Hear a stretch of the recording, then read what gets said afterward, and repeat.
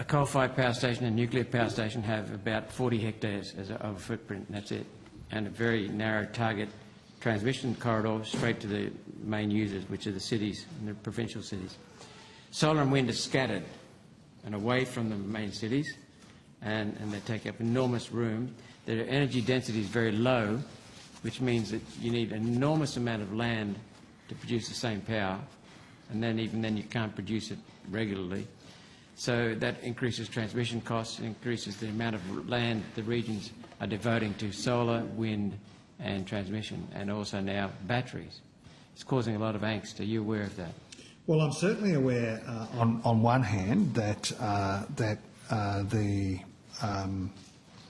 the processes for approval and consultation with these projects were, that we were operating with the last government's processes, and we are working to improve those.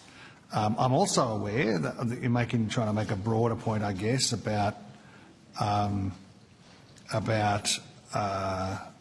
the merit or otherwise of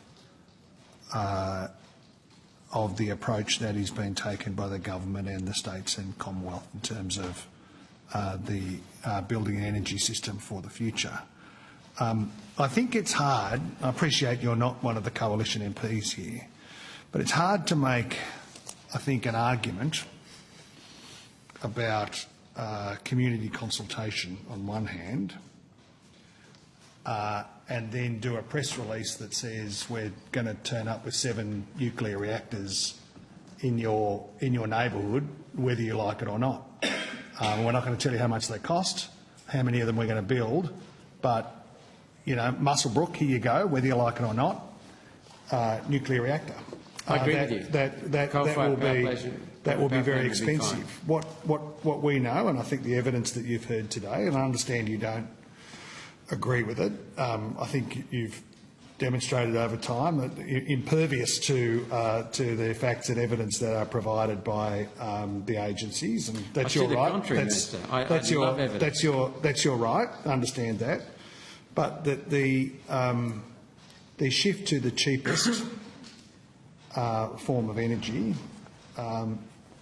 is what the government is interested in here, and claims are made, some of them very wild claims, some of them somewhere between misinformation and disinformation about the scale of land that is required for these projects.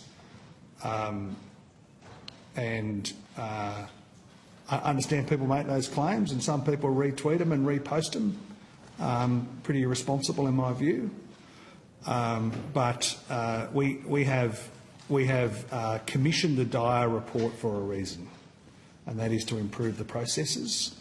The Minister believes, the government believes, that adopting those, together with the appointment of Mr Maher and other steps that the government is undertaking, will improve the effectiveness of the consultation process as we get on with what is, one of the most important nation-building things that government can do, and that is to deliver the lowest cost, most reliable energy system as we upgrade our energy system, so that we can have manufacturing jobs and we can have low cost, reliable, renewable energy and storage for households and business into the future.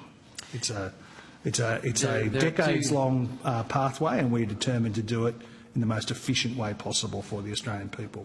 There are 2 things I would remind you of, Minister. One is that the energy density drives the cost, and physics does not change the very, very low energy density of solar and wind, whereas coal and especially nuclear have very high energy density. Second thing is that everywhere around the world, every country that has increased the proportion of solar and wind has increased the cost of electricity for consumers and destroyed their manufacturing base.